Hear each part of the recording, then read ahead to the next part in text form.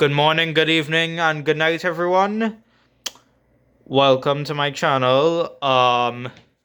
If you're not familiar with me, my name is Tristan Mirage. And for my previous viewers, this is my real voice. This is what I sound like. So, yeah.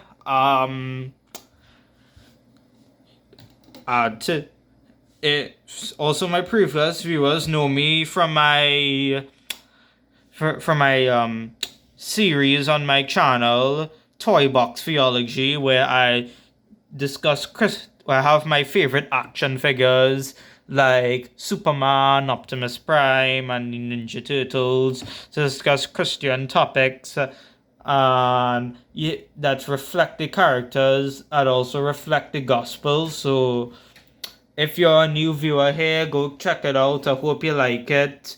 Um, I'm taking a short break from Toy Box Theology since I already did 10 episodes. However, I will be continuing sometime with more episodes and more topics and more characters. So look out for that. But today we're gonna be talking about my favorite books, the books I read and grew up with from a Christian perspective. So, the books today we're going to be discussing are Diary of a Wimpy Kid, Harry Potter, and Percy Jackson.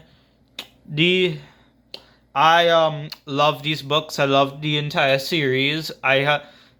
Fun fact, I have most of the Diary of the Wimpy Kid books because um but and I'm gonna be talking about and all the books today. I'm gonna be talking about the Christian themes we can find in them, and hopefully you like it.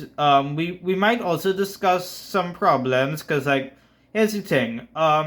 These books, while I enjoy them as a Christian, they're not explicitly Christian, and they could have some things that other Christians might find problematic, and that's okay. You trust in your convictions. I'm not convicted from these books.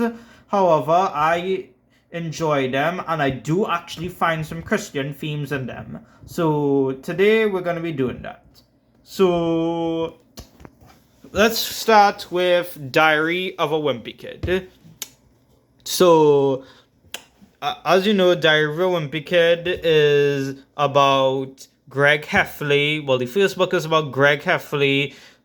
On his first day of middle school, he tries to become popular, and he ends up straining his relationship with his best friend Rowley Jefferson. He also has drama with his family. I mean, his family is very problematic. Like I could tell you that. The little brother is the worst.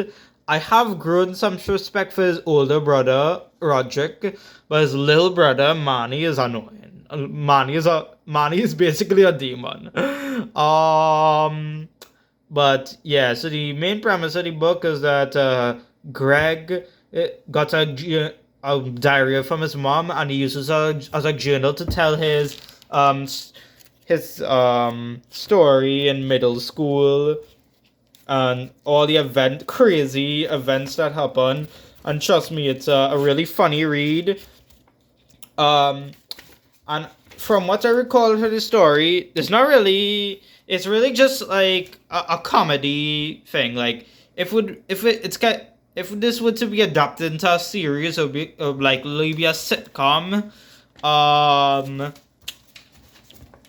However, um, the, it, they already did made the Diary of a Wimpy Kid movies. The first trilogy, then they made the Long Haul, which is horrible, and then Disney made those weird CG movies. I watched the first one, it looked weird. I never watched the second one or the third one because why would I?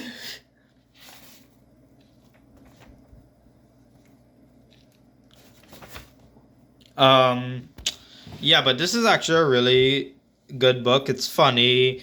Um, Now, the thing I like about the book is that Greg, like the art, it just looks so simple. Like it actually looks like something a middle schooler would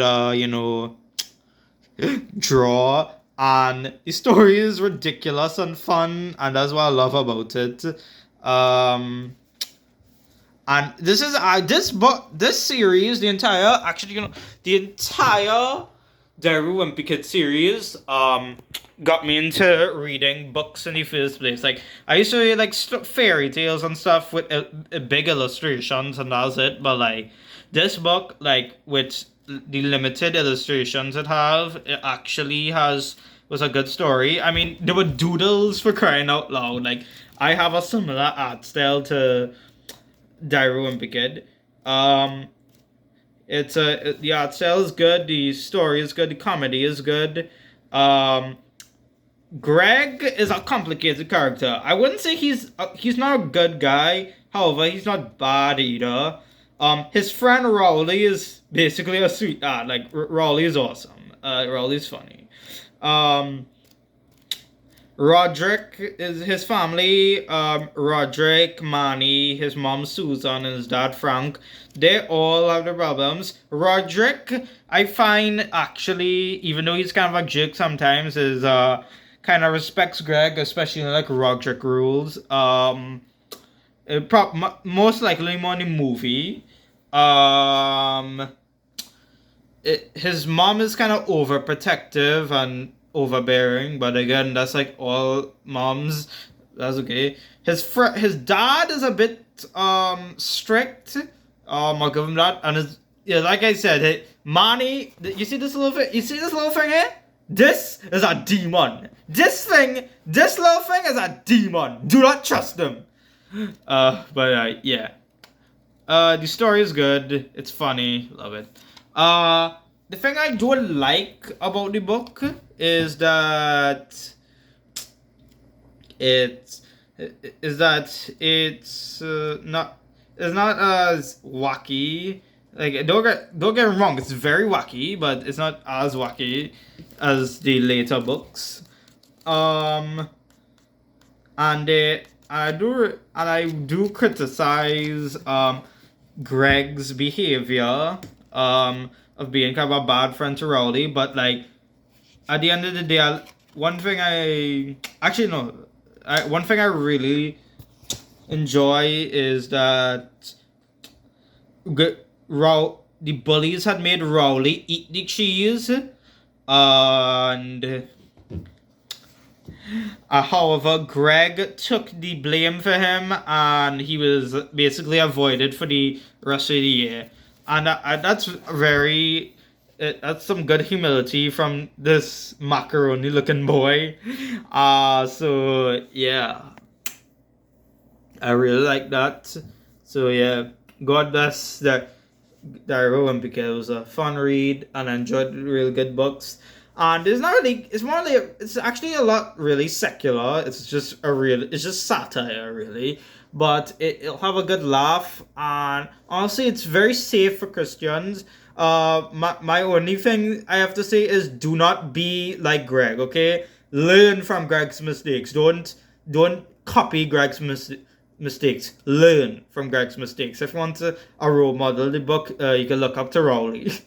But yeah, Greg has a long way to go, but even though, and fun fact, he's still in middle school even in the later books. I don't know why, but I guess Jeff Kinney doesn't want him to grow up. But yeah, Diary of a Wimpy Kid. I love it. Honestly, I would have to give it from a story and reading standpoint.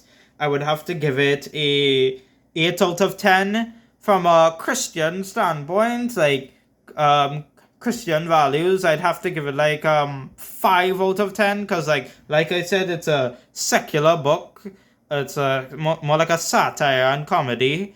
But there are some things you can learn. Like Greg has consequences for his actions. Sometimes Greg can be a good person, and it's just really it's a really great book series, and I really do recommend it. I recommend it. So yeah, that's Der Wolmpikid.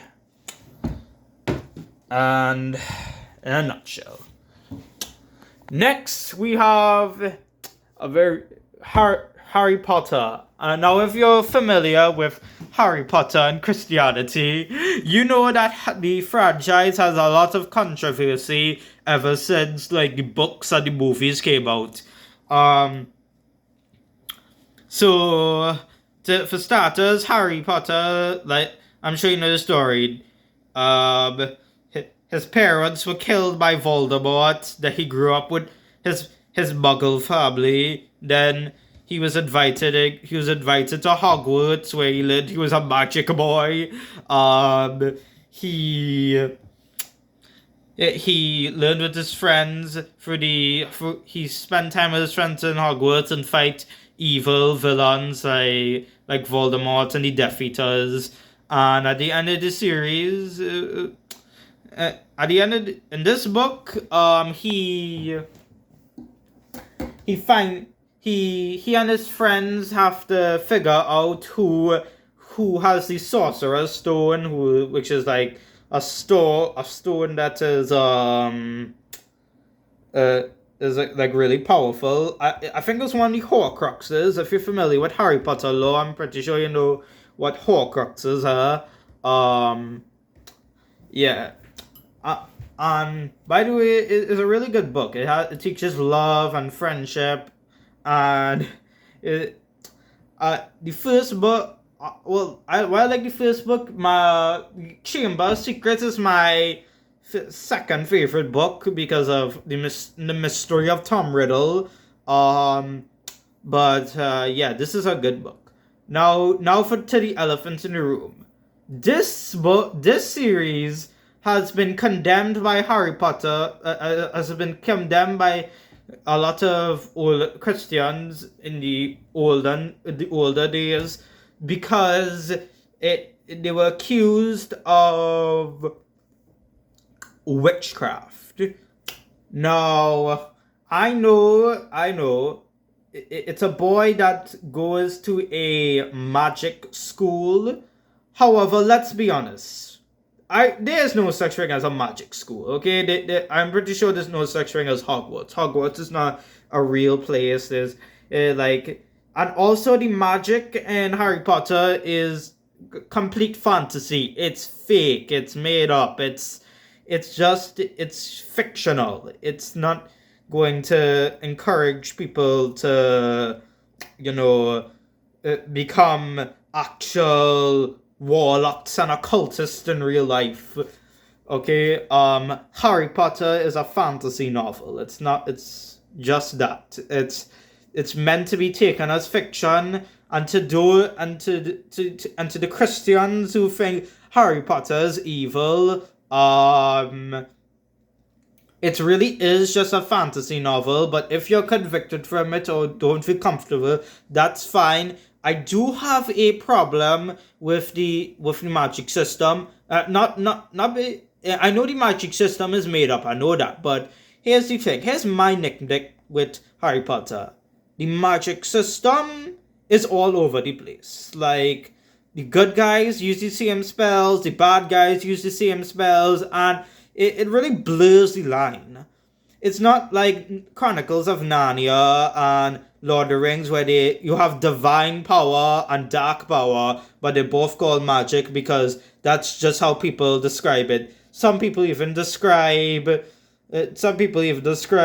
God's miracles as magic. Well, I mean, you could use it in a humorous way, but don't actually think it's magic, okay? That God, that's God's power, okay? God's miracles. But like, yeah. It even though it is a fantasy, the magic system is kind of all over the place, so I criticize Rowling on that. But other than that, it's a really good story, and I really like it. And I do recommend it. However, if your conscience says no, that's fine. I know there's a lot of controversy around Harry Potter, and I understand people's convictions. However, Harry Potter is not promoting witchcraft because, first of all, witchcraft is like divination and necromancy and stuff like that, and Harry Potter is really just made up spells that with powers that all the people are born, all the people in the Hogwarts world are born with. They're all born with their powers. And in fact, I would say the villains are more close to what the Bible talks about, because like Voldemort did actual rituals. Like he like, obviously I doubt it was based on a real ritual, but like Voldemort did a ritual, however was not depicted as a good thing, so that's good. And Harry just used the powers he was born with. He used the powers he was born with, and in the end he defeated Voldemort, and everybody lived happily ever after until the Cursed Child. But anyway, yeah, Harry Potter is a good book. Like I said, use your discernment. If you feel comfortable with it, you could read it. If you don't feel comfortable with it, you don't have to read it. But yeah, Harry Potter, in my opinion, is safe. Yeah, that's it. Harry Potter, from a story standpoint, I would have to give it 9 out of 10. Actually, 9 out of 10. I'll give it 9 out of 10 because like there's some stuff in the series that don't make sense. Like there were certain characters I wanted redeemed but didn't get redeemed. And from a Christian standpoint, I would have to give it an 8 out of 10 because like it's a good book. It's a good book. Because like while it is a fantasy novel, like I said, I already had my other concern with the magic system being all over the place. Oh, and another concern for is that it kind of coincides with the real world. The reason most Christians like fantasy, like Narnia and Lord of the Rings, because they're like pure fantasy worlds. However, and Harry Potter kind of like coincides with the real world. That's kind of problematic. However, if you use your discernment and appreciate the good things in your story, I think you'll be fine. So yeah, 8 out of 10. Yeah, Harry Potter's alright. And now finally, we have reached this book, Percy Jackson and the Lightning Thief. I first read the Percy Jackson series when I was 12 years old, and I have enjoyed it ever since. It's a good book.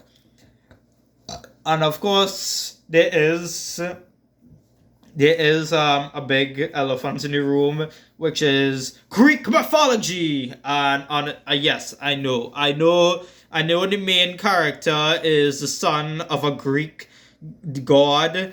And the whole series has like Greek gods, Greek monsters, and mythology and stuff. However, look at it this way. Rick Riordan did not write the series with the mind to convert you into a Greek worshipper.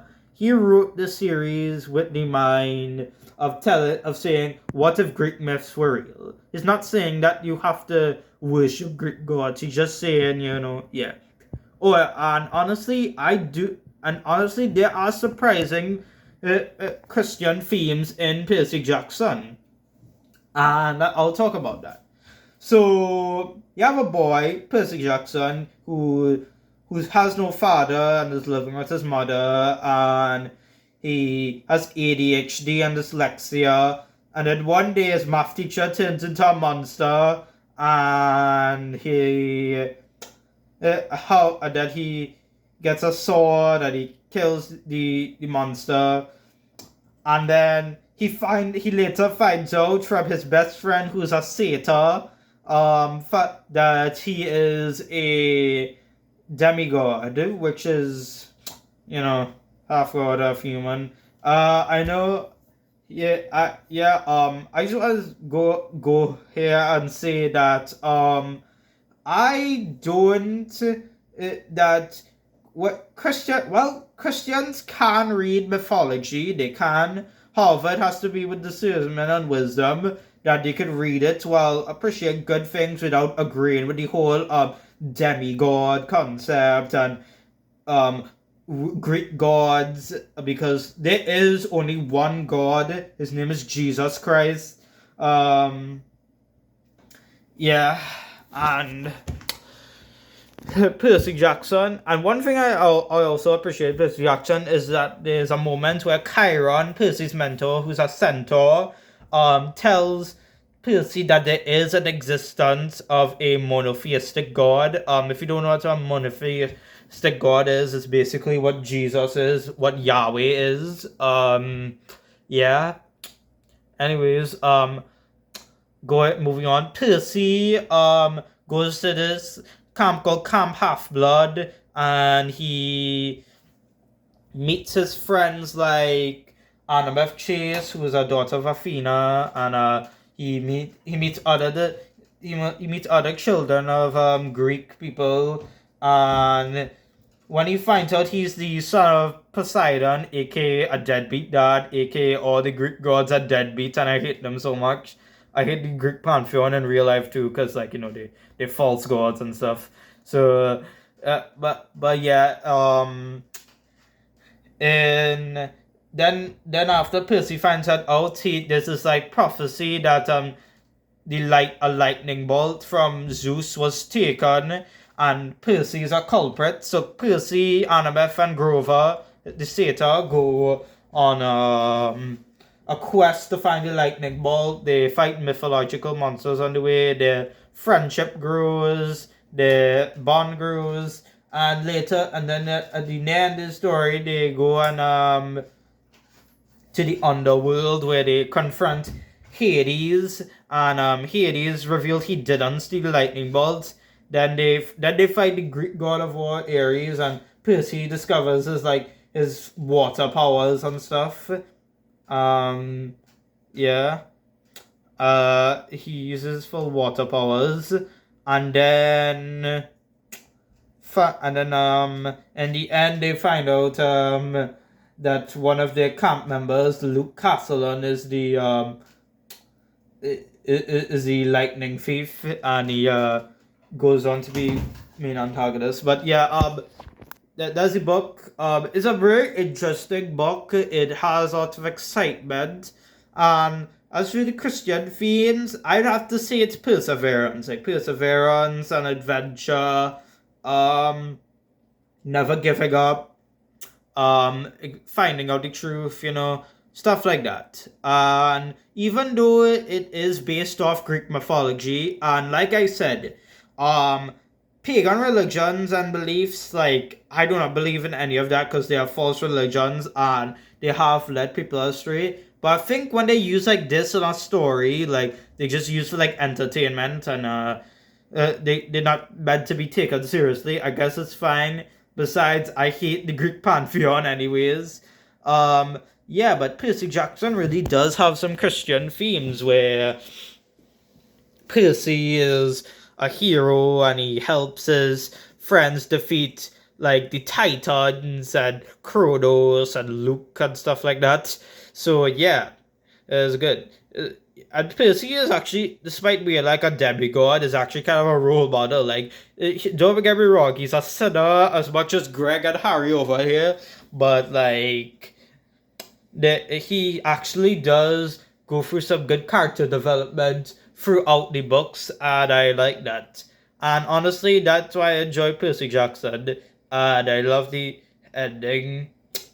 And I love the ending where he made the Greek gods basically pay child support. At the end of the day, those Greek gods are false gods. Jesus is the only God, and I believe Christians can enjoy Percy Jackson with discernment. And because it really is a good book. It's a nice book. It's a good read, and I was sorry. Also, all these free books, these are some really good reading material, and I recommend them.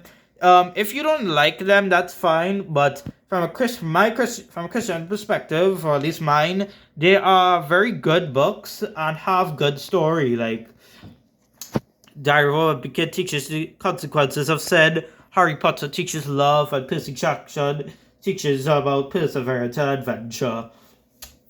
So yeah, they're good books. And I love them, and I'm glad God gave me the chance to read them, and I'm glad that now I am that I fully embrace Jesus. I can see the Christian themes in the story, and even though they might have some problems, like don't get me wrong, even though they're not perfect, no piece of media is perfect.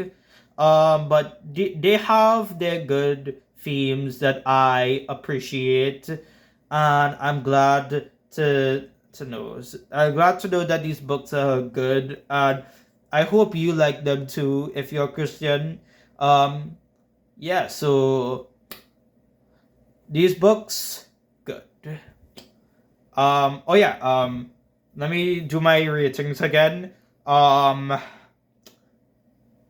out of 10 from a Christian perspective, 8 out of 10 from a Christian perspective, and, and 6 out of 10 from a Christian perspective. So yeah, these are my book reviews of Diary of a Wimpy Kid, Harry Potter, and Percy Jackson. Thanks for watching. I hope you liked the video. I hope it wasn't too boring. Make sure. I hope you like and subscribe. Let me know comments down below. Do you like the books? What books do you guys read, and what Christian themes do you find in them? And anyways, bye, and God bless you guys. Oh, and one more thing. Even though these are good books, don't forget to read the best book, the Bible. Alright, bye guys. God bless.